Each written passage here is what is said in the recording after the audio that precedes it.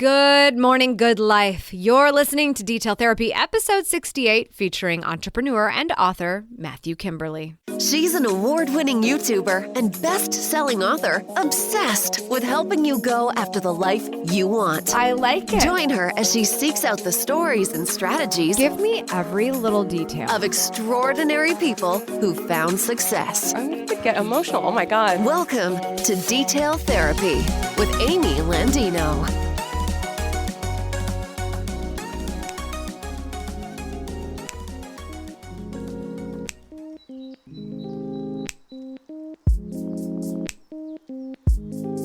The idea is that it doesn't really matter in the first instance what goes into that relationship. Like, how can I show up and be valuable? Frequency is equally important, right? For the vast majority of instances where we're going to ask somebody to do something or be able to provide something for somebody, familiarity is what counts. You just heard a little bit of my conversation with our guest today, Matthew Kimberley. In this episode, we'll be discussing the details about making important connections, even when you're not able to get out of the house to do it. The right way to introduce two people so that the worst case scenario does not happen and you can continue to build your reputation as a connector, and how to make sure you're not losing track of the important people you want to stay in touch with. Before we get into it, for those of you who are new to the show, my name is Amy Landino, and I will be your host.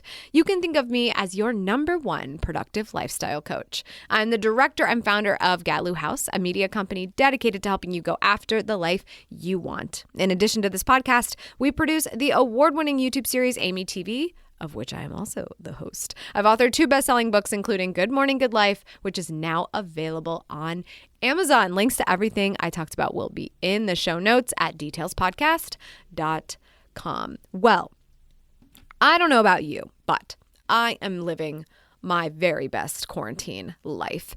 And that is why I am bringing you another interview today. I figure if I can't get out and see people in the world, then I'm going to bring the world to me on Skype, or choose your favorite platform of choice.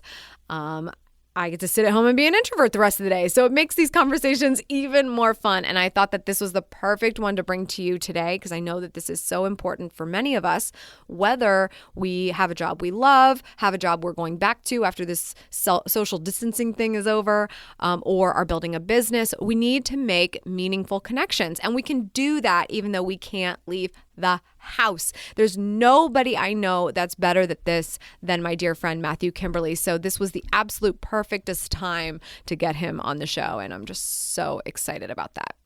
Before we get into it, I want to give a quick shout out to all the peeps in Shine Squad, because this episode of Detail Therapy is brought to you by patreon.com/AmyTV. If you want to go after your life, that life you want so bad, starting the day on your terms, whether you're going into a business or side hustling or freelancing, or you just need positivity around you to make your regular life even better. That is what Shine Squad is for. We do all kinds of stuff over there. I have a daily podcast, 3 to 5 minutes to start your day over there, Monday through Friday. We do live Q&As, live trainings, and so much more. So I'd love for you to check it out. Go choose the tier that's right for you in Shine Squad. That's at patreon.com/AmyTV. That's patreon.com/AMYTV.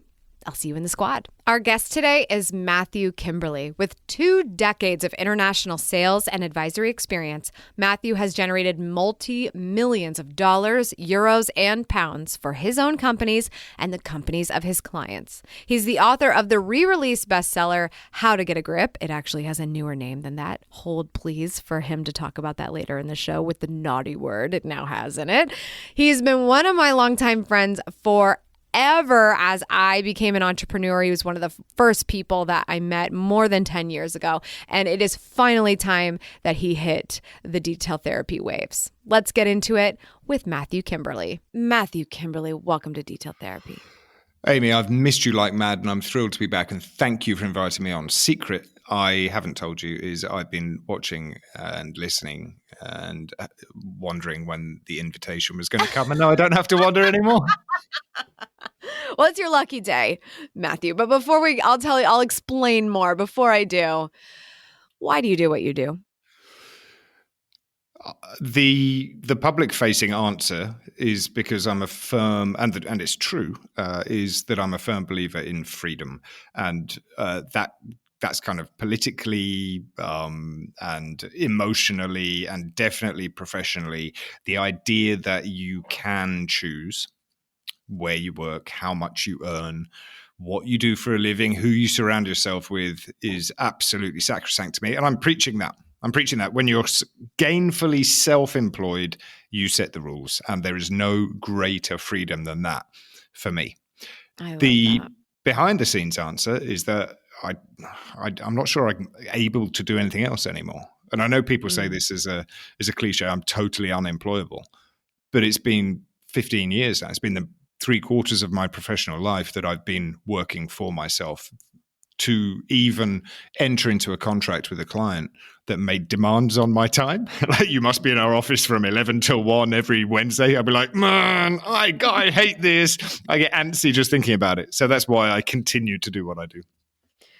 That's a really good place to start, because we are recording this right now because we are bored to tears, self-quarantined during a time of crisis. And I feel like that must be crossing a lot of people's minds right now. Like, wow, I can do what I'm doing at home. For some people who are fortunate enough to do that. I do realize there are a lot of people who cannot. But I think there's people who are starting to taste what it looks like to work location independently. I think you're right. I feel absolutely desperate for the kind of the people who keep the cogs of the economy turning. Here in Malta, where I live, the hospitality industry is massive. Tourism is like the second largest contributor to the GDP after financial services, and a lot of these people are foreigners. And last night, the government said, right, all bars, all restaurants, all hotels, all casinos, everything closed. And these people, they really live to work. They earn minimum wage. 80% of their money goes on rent. 20% goes on food. So this is a luxury conversation that we're having. And I never take it for granted because, for the vast majority of people in the world, this conversation is a pipe dream. But I'm thrilled that for those who are listening to it, we get to help them out with this whole work from home stuff. Yeah, I really want people to start thinking about that because, right now there's a lot of things that you should be doing to just set yourself up for success, no matter in the moment or after this moment passes, this really crazy moment the entire world is going through right now. And also just like, what does this mean for your future? What do you really want? I said it on my Instagram this morning. I'm like, you really get to sit with your own thoughts right now and realize like, wow, I was not happy with my day-to-day life. I love this. I hate this. I'm an extrovert. I need to go talk to people. There's all these things I think that can cross your mind right now. And if you can start putting the dots together instead of binging Netflix or mindlessly scrolling on social media, thinking that people actually are doing something right now when they are not, then can you come up with a different idea? Maybe finally identify that passion, maybe think about a side hustle, maybe say, you know what, I would actually like to be able to do something like this in the future where I'm not committed to somebody else and building their dream. So I thought, if I wanted to do an amazing podcast right now, it would be with my dear, dear oldest internet friend ever, Matthew Kimberley, about what he's really, really good at, and that's making connections.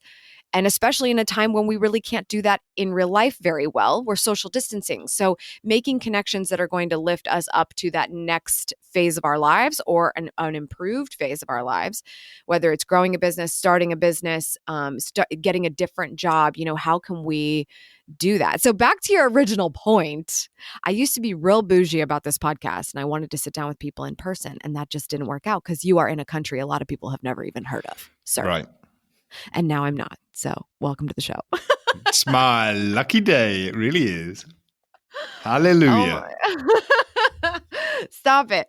Anyway, I need people to know a little bit more about you and why you're a credible source, other than the fact that you have a British accent, which mostly, qualifies you for a lot of us Americans. Well, I think primarily you're not wrong. You're not wrong. My speaking fees were always higher on that side of the right? Atlantic. I mean, I would if I had it. So primarily in terms of credibility, I think it's important to know that I'm endorsed by Amy Landino. Yes, absolutely. Finally. Is anything else is anything else needed? Is anything else needed? I love it. I'll take it. Okay, so I've got form when it comes to working from home, being self-employed. My first business started when I was 27, which is an age ago, 13 years ago. I was 26 actually, was a recruitment company. So it was bricks and mortar, had staff, had computers, had foosball table. That's how I knew I'd arrived. I managed to spend a ton of money before we even opened. I had those. It's the real deal. Fridge full of energy drinks and beer. Of course. I was Silicon Valley in Belgium, and that was fine. It was the wrong business for me. Ultimately, relationship with my business partner was quite fractious, and although the company did fine and is still running today, actually, without any of its original founders, it wasn't for me, and so I leaped, and I'd become aware that the idea of self-employment, particularly advisory works, that's why I always loved training and coaching and working with people as their boss. I was, never happier than when I was giving them training sessions on how to pick up the phone, how to close a deal, how to negotiate. I thought, well, maybe I could do that for a living, and maybe I could do that for a living virtually. And my son was born, and my wife, who's Maltese, and I were talking about returning to Malta.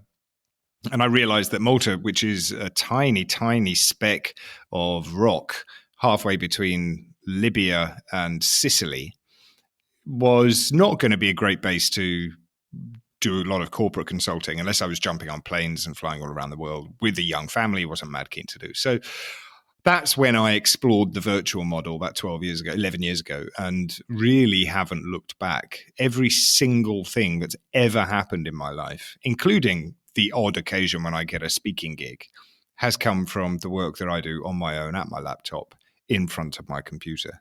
And if it wasn't for I'm not particularly self-disciplined. I'd be really happy to talk about how I structured a work from home day. But if it wasn't for, I guess, the drive, which comes from many places, sometimes fear, sometimes scarcity, sometimes abundance, sometimes enthusiasm, sometimes whiskey, it's resulted in, a small business / self-employment, although looking more like a small business today than it ever has done in the past, that has been running for longer than a decade and has paid all of my bills and sent my kids to school and paid for the nanny and allowed my wife to take about 6-7 years off work as well. So there's my credibility. I love that.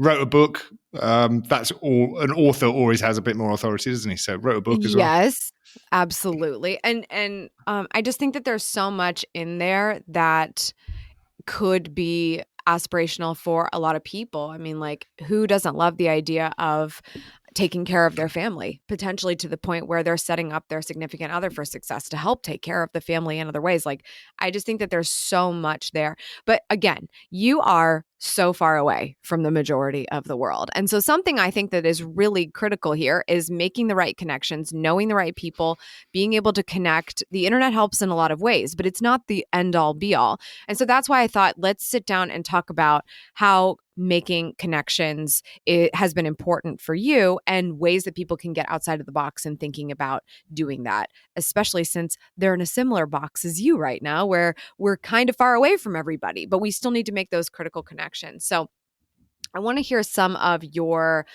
thoughts around how do we make a meaningful connection from afar? How can we be more thoughtful about connecting with the right people? How do we identify the right people? Like, this is where my head's at in this realm, because I think a lot of people need this help today and actually have the time to think about it in this moment.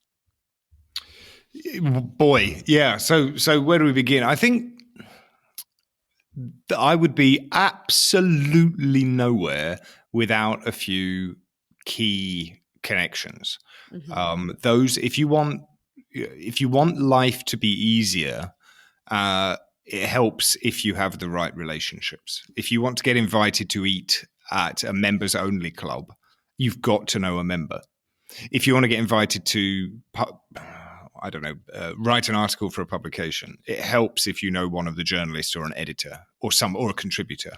If you want to get somebody to mail for you, if you want somebody to write some blurb for your book, it helps if you know somebody that knows that somebody, if you don't know that person yourself. So the idea that we can do it on our own is frankly, it's just stupid. It's what about if we all give each other a leg up? What do they say? A rising tide lifts all boats, or something like that. The group effort you get so much further. It's a cliche as well. You get so much further when you think in terms of the hive and the group and the community. So here's very specifically what I do. I have a list of people that I keep in a spreadsheet. And today that list is about 400 or so names.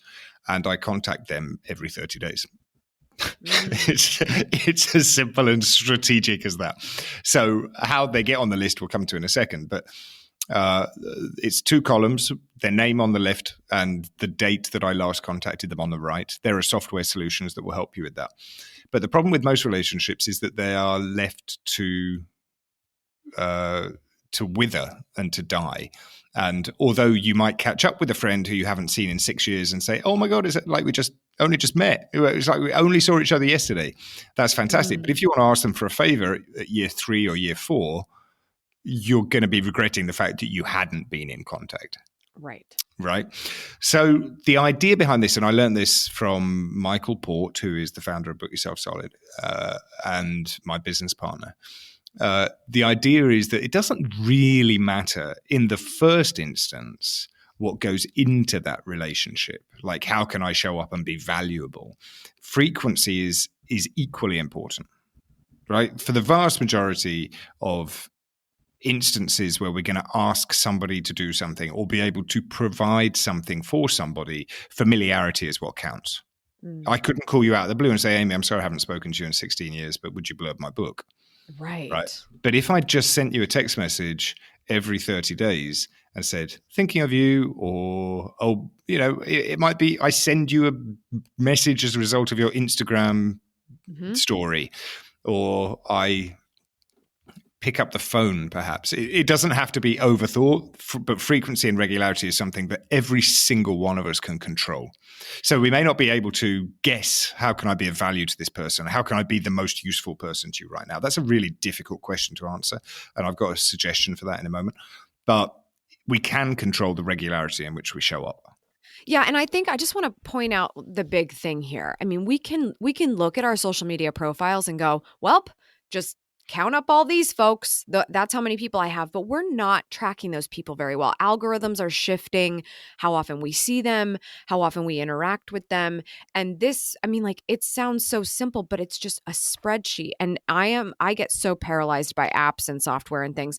I'm currently using Contactually, but I continue to question, like, is this really the best thing for me? It's not affordable for most people. It's not, that just needs something basic. People on a spreadsheet. It's that simple. Is it someone that you need to keep in touch with and you're not even sure why? Maybe trying to come up with what that person, qualifies as being on that list is important. But if you can just keep track of the last time you talked to them, and the reply on the Instagram story goes a long way with the person that knows your name and will reply back to you, and you're not just shooting that message to somebody that's never heard of you before. That's probably a different kind of tracking situation that needs to happen. But that message can count in those moments. It's just that not every single person you've ever friended on Facebook is probably the same as who Matt would put on this spreadsheet. It just depends, right? Yeah, it depends. I mean, I look for people who I enjoy. Like, I enjoy their company. I look for people who are doing great things in the world. I look for people who, from a more business development point of view, I look at people who could be useful to the business, either because of their platform or their network or their knowledge, but primarily it's like, is this person a good person, and are they the kind of person who will lift me up rather than drag me down? So, my old alcoholic school chums are on a different list. Yes. Like, I want to stay in touch with them because I love them, but that, I don't put them in the same category as people who can lift the business up or people who can lift my profile up. And so there is an element of people might be hearing this and saying, well, that sounds really callous. That sounds like you're only hanging out with these people because you want something. But it's not the case at all. It's more, if it was Jim Rohn who said, you're the toast of the 5 people you spend your time with, unless you're carefully curating the kind of input and the kind of people that you have around you, you're leaving it to chance, which is unnecessary. One of my big beliefs, as I said earlier, is freedom, and the freedom to spend time with who we want to spend time with is great. And here's the thing: I would never, ever, I'm far too British and far too polite, ask somebody for an inappropriate favor. I would never do that. I would never, like, you've got people, I've got people. Don't hear from them forever, and then they've got an ask. And normally when they're launching something, or they've written a book, or they've done something, and then all of a sudden they come out of the woodwork. I don't even ask people to talk about my book. I'm that much not of a self-promoter. I had a book launch recently. I don't think anybody noticed. And so this, when I say people who I want something from, it's got to go both ways. And so what I do before I want something, and I may never ever want something. For a vast majority of 400 people, maybe 10 I've asked for a favor. But the other 390, I'm putting myself as the kind of person who's easy to help by being a helpful and present friend.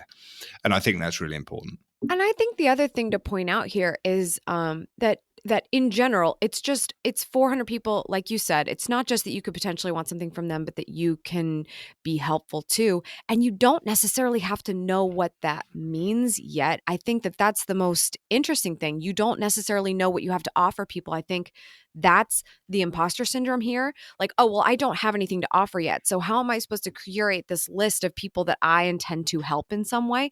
This is a perfect moment to identify with this. Nobody has a different problem right now. Everyone has the exact same problem. It's sort of this it's what real life is all the time. We all actually have the same problems. We just think that they're different. We quite literally, all of us on the earth have the same problem. It's a virus that's going around. We're trying to put a stop to it or limit it as much as possible. So how can you sit here and say you can't help somebody? You really probably can. You just don't know what they're going through directly as it pertains to this particular instance. And reaching out and just saying, "Hey, I'm here for you. Is there anything I can do?" Or, you want to jump on Skype and just have an hour of entertainment. I'm happy to chat.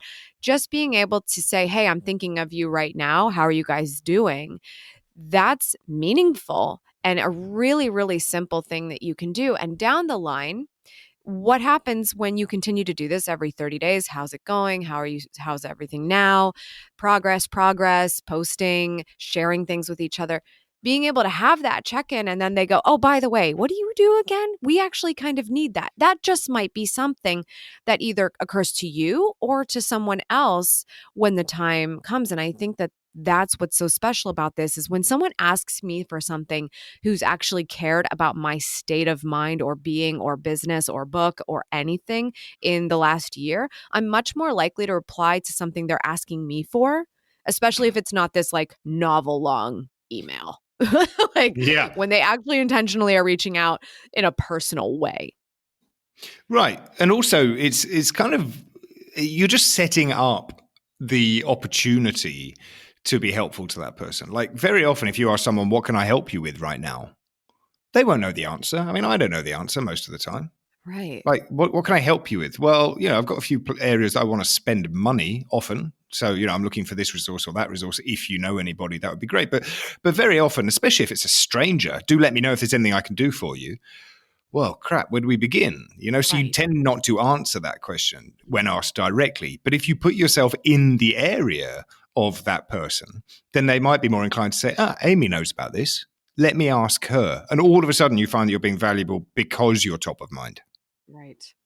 And you know what? On that point, you just made me realize it's sort of like they tell you when you go into a job interview, whenever the person interviewing you says, "Do you have any questions for me?" You should always have a question for them because it makes you look better as a candidate. But in this situation, if you end up fortunate enough that somebody says, "What can I help you with right now?" have an answer. Because that's the other thing is, not being able to ask for help. If someone happens to ask you, "How do you need help?" "Oh, well, I just wrote a book." So if you know anybody or if you'd like to share it, I can send you some information about it. I mean, having an answer to that question is going to make this pay off even sooner because you're doing all this work to nurture relationships. If somebody asks, hey, like, what can I do for you? Always being prepared with an answer, I think, is really important. Yeah, and I think we could possibly even ask a better question. Like, if we are the person who says, hey, is there anything I can do for you? Let me know. Then that's okay, and it's nice, and it comes from the right place. But the more specific you can be, the better. If there's anything I could do for you, let me go. Well, things that I'm really enjoying doing for my friends at the moment is a 20-minute copywriting review. No cost, no fee, just love it. And you might find that you want to refer me to a friend who might pay me one day, for example. You can be very, very specific. And so one of the important things, Amy, is that we put the right people on the list. And you might be listening to this going, I don't know, 40 people, let alone 400. Right? So where do I find these people? And that's the second thing that I've been pretty good at, which is direct outreach. Again, another book yourself solid concept. But I learned this 12 years ago and have applied it on the daily. So I've got two lists. Got a list of 400 people who it wouldn't be weird. And you don't need 400. You need 10. You need 20. You need 30. I don't think there's an upper limit, but start somewhere. But then you've got a second list of people who you don't know yet, but you think you would like to get to know. And they can be people who you know that you don't know. Like, I don't know Oprah Winfrey, or I don't know Amy Landino, or I don't know Matthew Kimberley, or it could be someone who you don't know. I don't know the person who books all the speakers for this association, or I don't know who the head of human resources is at Goldman Sachs. I should probably try and find out. It's just a direct outreach plan. Think about who for you and your life. These aren't prospects or prospective clients. They're strategic relationships. Who would be a good person to know? Like, if you wanted to get a lot of speaking gigs, you'd get to know lots of meeting planners. If you wanted to get lots of writing gigs, you get to know lots of publishers and editors.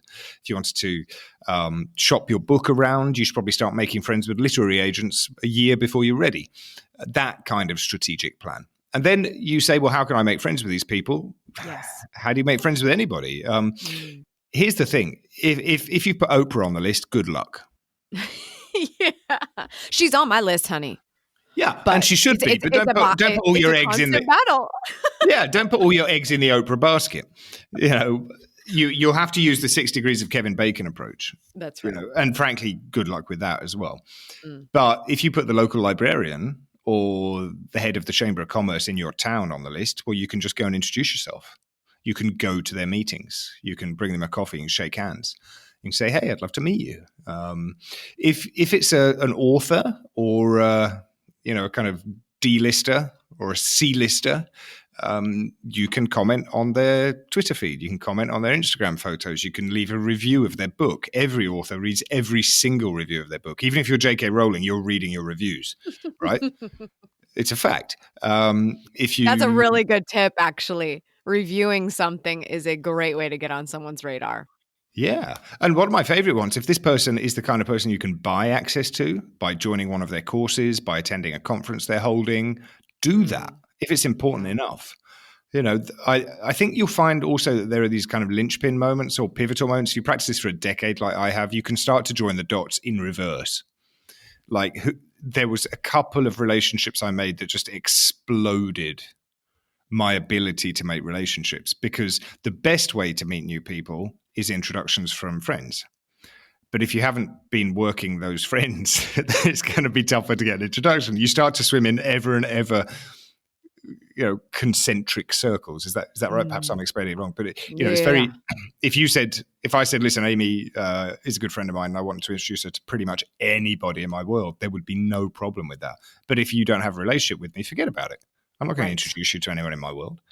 Right. So the more people you know, or the depth of relationships with good quality people, the easier it is to add more people. So a couple of ones for me, like Michael Port, who I've mentioned a couple of times, I paid for access to him. I said, oh, yeah, I like his program. I should get to know the guy. Googled him. He didn't seem like a psychopath.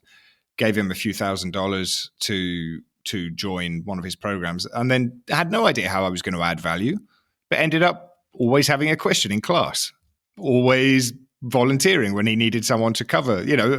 I shot, and he's like, well, listen, I wonder if anyone would be happy. Take opportunities, volunteer, sit up front, participate in the Q&A. You've got to be careful not to be a stalker. But if you're the kind of person who is careful not to be a stalker, you're not going to be a stalker. If anything, you should probably push yourself more in the other direction. Be a bit more out there.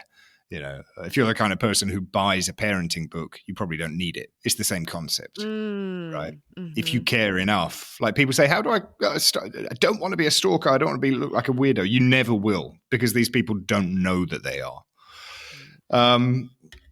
So then through Michael, all of a sudden, a couple of introductions to like other people like Taki Moore, because I reached out to Taki, who is the head of the $1 Million Coach mission, and Taki would take my call because I was a representative of Book Yourself Solid, which was a well-established brand by this point, because I'd been sucking up to Michael and providing value. And then Taki, introduced me to a couple of other people who ended up becoming great joint venture partners. And I get to stand on their stages, and I get to blurb their books, and I get to support them in my ventures, and they support me in return. And there were really 2 or 3 kind of key moments. I met that person, like you, for example. How did we meet? Well, that was direct outreach. I got to know Srinivas who introduced us, because I decided to get on a flight to Vegas and attend a conference, because even though we can't do that today, it's really useful for face-to-face meetings. A 10-minute coffee is worth a lot more than 10 months of email backwards and forwards sometimes. So I happened to meet Srinivas. We remained friends. He introduced us to each other, and the rest, as they say, is history. So don't be afraid to be very strategic and specific about who should go on your list, and just work that list. It's a daily discipline. It's just a daily discipline. The spreadsheet will tell you if somebody hasn't been contacted in more than 30 days, drop them a line. Say hello, say I miss you, say happy birthday, say I miss your face, which is what you always tell me every 30 days. I say it a lot. Okay, wait. I love this so much, because this connector conversation is one thing I wanted to point out. I love that you talked about the stalker thing. Like, if you think you're a stalker, you're not a stalker. Like, it's a cute talking point, but move on from it and come up with something else. But also the introduction advice has become well circled at this point. And every once in a while, I will get an email being introduced to someone, and I'm being introduced by somebody who hasn't been in touch with me enough, and I'm being introduced to someone that it's a little bit unclear as to how that would be a smart, quick thing to jump on real quick. Drop everything to meet this person. I do think a lot of people are worth meeting. I love meeting new people. I love adding more people to my spreadsheet. But can you give just a little bit of advice around, especially social distancing connections? Because I think introducing people who are on your spreadsheet and in your network is a great way to become a connector, to be more thought of, to be present even when other people are having conversations with each other. Can you give just some advice on just graceful introductions from afar and what that actually looks like when it is effective? Yeah, absolutely. Firstly, yes, thank you for talking about introductions, because if we were to look at the engine behind the outreach, as if it were for nurturing your network, you've basically got 3 things that you can share. You can share your compassion, which is to say happy birthday, happy anniversary, I miss your face. You can share your knowledge, which is, hey, I read this article and I thought of you, or I came across this piece of information that might be relevant to you. And you can share your network, which is precisely making introductions. And when you make introductions, you are strengthening your network, because you're at the hub of your network. You are the hub, and every connection is a spoke. And when all those spokes start to connect to each other, the entire network gets strengthened, and you're at the center of it. And what do these 2 people talk about when they meet for the first time? They talk about you. And so that's a good thing. So yes, you must make introductions. And I think we have to lead by example, Amy. Like I'm too polite to say, why are you making this introduction? If it is irrelevant. I don't get too much of it, but occasionally I will do. I believe all introductions must be double opt-in. That means, Amy, if I'm going to introduce you to Fred, I have had a conversation with you And I've had a conversation with Fred separately to say, hey, listen, I'm thinking of brokering this introduction. And if you've both agreed, then my introduction is super easy. Amy meet Fred, Fred meet Amy. This is a double opt-in intro. You both know what it's about. I think you're both awesome. I hope you hit it off. Right? Especially because that email, if instead you went the hard way and you said, okay, I'm going to introduce Matthew to Leela right now. Okay, great. So you sit down to write this email and there's so much pressure to be like, okay, Matthew, here's who Leela is. And then you write this thought out paragraph. It takes forever. And then you have to do the reverse in the same email. Leela, here's who Matthew is. And you do this whole thing. It's just like, I really think there's synergy here. And you have to make an argument for it when you could have simplified this a lot where there's not an audience of 3. There's only an audience of the other person you're directly connecting with first. Like, hey, I know this person. She does this, that, and the other thing. Does that sound interesting to you? Because I'll make an introduction. Then you've got that verified response from Matthew saying, yes, introduce me to Leela. That email now becomes Matthew, Leela, meet each other. I talked to you about this already. This is going to be awesome. Move me to BCC. Talk to you later. Like, I mean, I just feel like it's such a more fun email to get because it's low pressure, low character, and it could actually go somewhere. Absolutely. And I hate the pressure to, hey, why don't we jump on Skype for 15 minutes? Forget about it. I mean, I will ignore that email now. Right. I find that that's the easiest way to deal with it. I don't believe I owe anybody an email response to an unsolicited email, full stop. That's a good work from home tip, by the way. You do not have to answer your emails. But I find the most comfortable thing for me is often to just ignore it. And you know, when you ask permission, sometimes people will say no, and that's cool because they love that you've asked permission.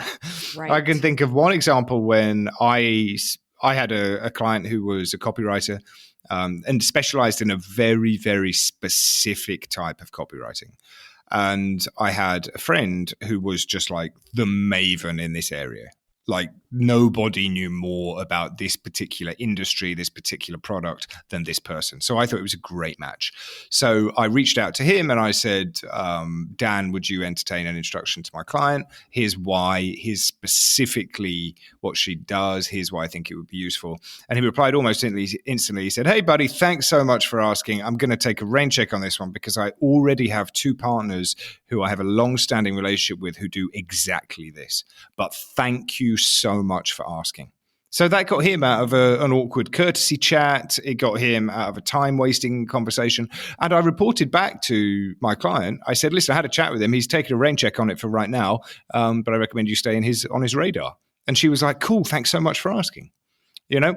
And then I had an instance which saved me some embarrassment.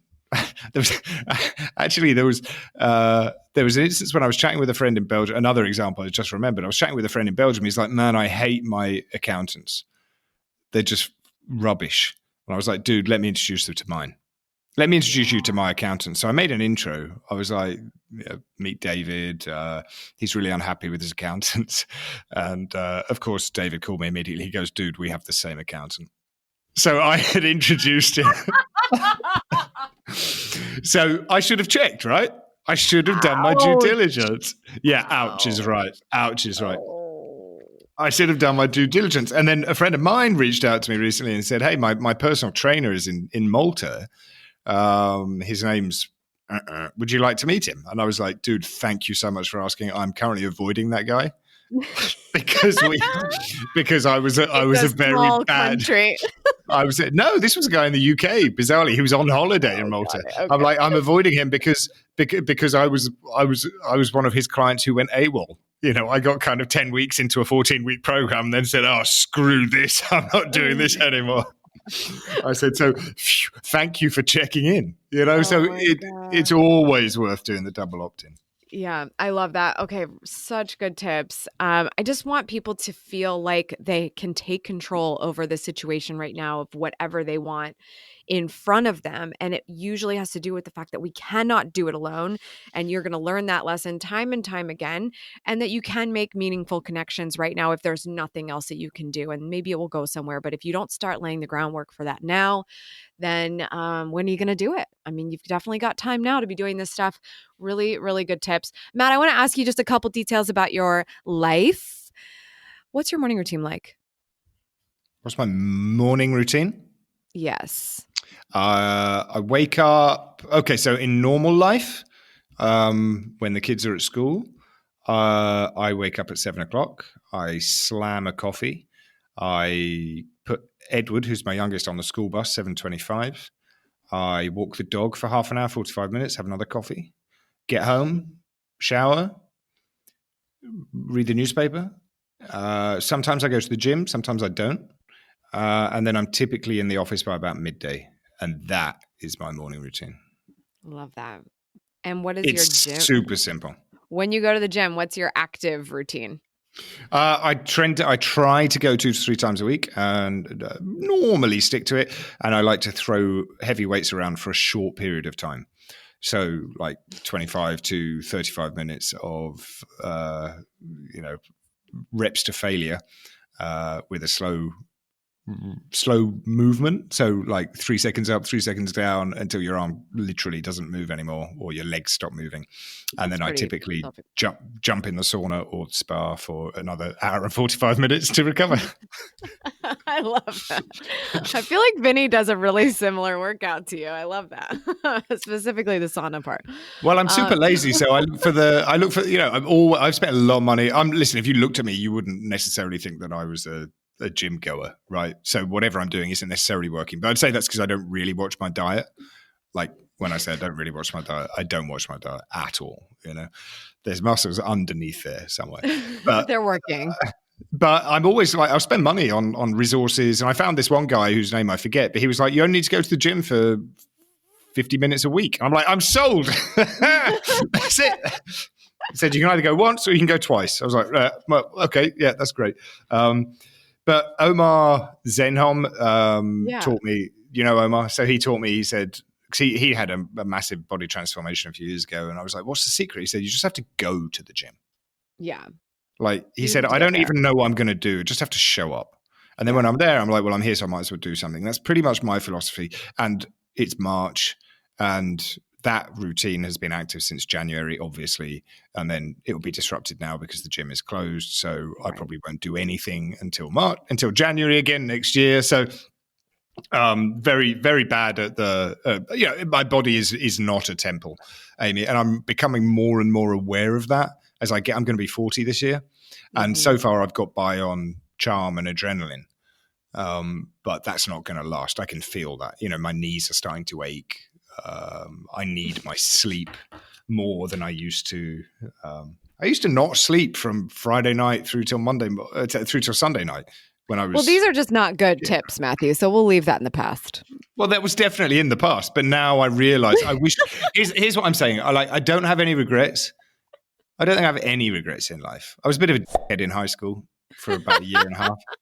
About a year and a half. I'd like to go back and redo those years, but I do. I kind of wish that I'd had a more intense or more careful body routine regimen. Yeah. For the first 20 years of adulthood, and I haven't, and I'm feeling it a little bit now. So I'm fixing that. I'm fixing that now that the horses have bolted. Yeah, right. Yeah, I love that. I went to buy a yoga mat yesterday. Well, obviously, because all the gyms are closed and everything. So there was only one left in the whole store. Everybody had the same idea. Work from home. Yeah. Work out from home is as big as work from home at the moment. Yeah. And your body weight makes a difference too. I'm so grateful for all my little streaming apps that I love. Pvolve. I've got my Peloton. Vin bought a Peloton, and thank goodness for that, because that spin bike is saving my life right now. And yoga. So many things. There's so much you can do at home. So you got to do whatever you can. I went down and I did a plank to christen the new yoga mat, and my dog started humping me. Oh God. She started humping me. What's with that? Well, I mean, I think she was trying to reward you for taking this step forward in your work at home life. Thank you. Thank you, sweetheart. I appreciate that. Scarred my 6-year-old for life. It was like, Daddy, what's happening? Oh my God, those poor children. Oh, okay. Where can everybody find the book? Talk about the name of the book. What's it all about? Why do people need to pick it up? Am I allowed to say the name of the book? You can. In this case, everybody, fair warning, it's got a naughty word in it. The book is called Get a Fucking Grip. And it is a self-help book for people who hate self-help. As you can tell from listening to me, I don't take myself too seriously. And that's pretty much the essence of getting a grip. Now, originally, this book's actually been around for a decade. And it was re-released by my publisher, got bought by another publisher who combed through the back catalogue and said, wow, we love this. We're going to release it with a new name, because books with in the title are riding a bit of a wave at the moment. Doing well at the moment, yes. And so it was repackaged, and it has a really sexy front cover and really good insides as well. But the thing I'm really excited about is the audiobook version, which was recorded back in December by me and is available now in all good places like Audible, I guess.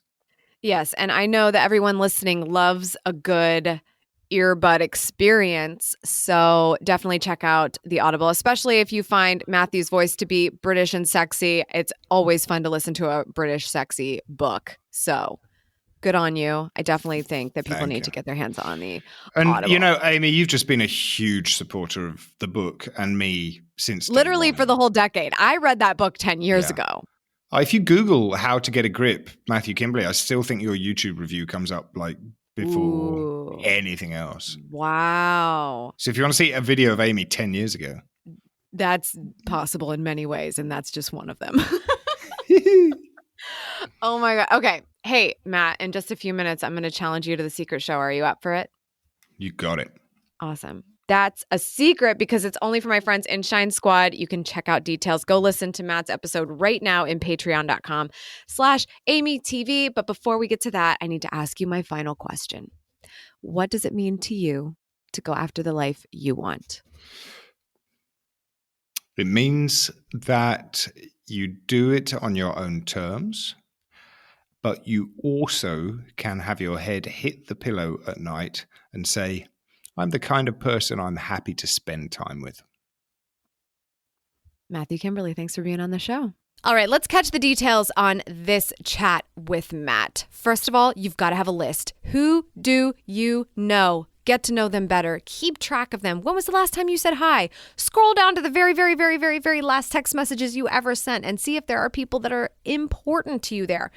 You've got to keep track of who is in your network if you want that network to do something for you down the line. So if you're like, Matt, use a spreadsheet. I love this tip. I love spreadsheets. Why didn't I think of this? I'm paying contractually right now to help me do this. It's also a great service, but it's a little bit pricey. And if you're starting from zero, use a spreadsheet, whether it's in Google Docs or one of your other favorite spreadsheet services. But do not overthink it. You've just got to stay in contact. It doesn't have to be the most novel thing in the world that you have to send everyone. So have that list and make it now. Secondly, you need another list. You need the list of people you wish to know. If I'm on that list, cool, put it on the list. Why? Why do you want to know me? And what are you going to do to get on my radar? What are you going to do to say hi, to see if I need something, to see if I can be helpful, to do something that I've asked the world I need help with? Can you do that thing and show me you're doing that thing? How can you make a list of people you want to know and then get creative about what it takes to get on their radar? This is a fun challenge. There's only so many of you who do what I say is a smart idea, like send thank you notes in the mail. I've gotten a couple. I haven't gotten very many, just being honest. Love this tip from Matt. You do not have to answer your emails, full stop. Now, when you get to a stage that Matt is at, you're going to get a lot of emails, and this rule applies more often. If you work for a job and your boss is sending you an email, you got to reply to that, okay? But the answer to, hey, do you want to do this? If you're not excited about it, you don't have to do it. You don't have to answer the email. Just get really, really particular about who you are making connections with, why they matter, and how you spend your time. That is the key to success. And finally, I love this tip. It's not possible for everyone, but it could potentially be on your list of goals. If you want to know someone, can you buy access to them? If someone has the ability for you to buy access to them, that is indicative of your commitment level to what you want to do. This has a lot to do with coaches or people who offer services. If you can show them like, hey, I'm willing to pay to play because I do think that you should know me and I want to know you better. Where are those opportunities that make sense for you? I don't think you need to start shelling out dollars to everyone you've ever wanted to meet. But if there's someone that has that available to you, is that something that is important enough that you can allocate budget for it? Sometimes it's a move like that says, hey, I want you to show me what it takes to be successful. I want you to show me what it takes to make money. I'm willing to pay for that because I know you're going to show me how other people are going to be willing to pay for me. That's huge. When you make that connection in your mind, wow. I mean, like it's amazing what could happen. I think that was a really, really good tip that Matt shared today. What was your favorite tip? I want to hear this in our Instagram account. If you go over to Details Podcast on Instagram, comment on our latest post with Matt's beautiful British face on it. Love that guy. He's literally been one of my internet best friends forever. And go and tell us what your favorite part was. Make sure you tag me and Matt as well because we want to hear your thoughts. Also, you definitely want to get your hands on his book. He is just a no BS kind of guy. And sometimes we need that in a life coach, in a business coach, in a coach in general. And the one thing we can buy access to with Matt for sure is his book. So go and support because it is an excellent read and a lot of us need that wake-up call. If you love getting advice straight to your earbuds, I'd like to share some simple tips for living your best life every day. And that is my free audio training, The 7 Essential Details to Going After the Life You Want. To receive this audiogram, subscribe to the podcast and then take a screenshot to show us that you have subscribed. Then email that screenshot to hello@detailspodcast.com with audiogram please in the subject line and we'll get that right over to you. You can also listen to Matt's Secret Podcast today over in Shine Squad at patreon.com/AmyTV because we post a new podcast over there every weekday. So check that out. That's all for today. Thank you so much for tuning in. I appreciate it as always. Remember, subscribe for good vibes, kiss the ones you love, and go after the life you want. I'll see you back here on Thursday. Cheers.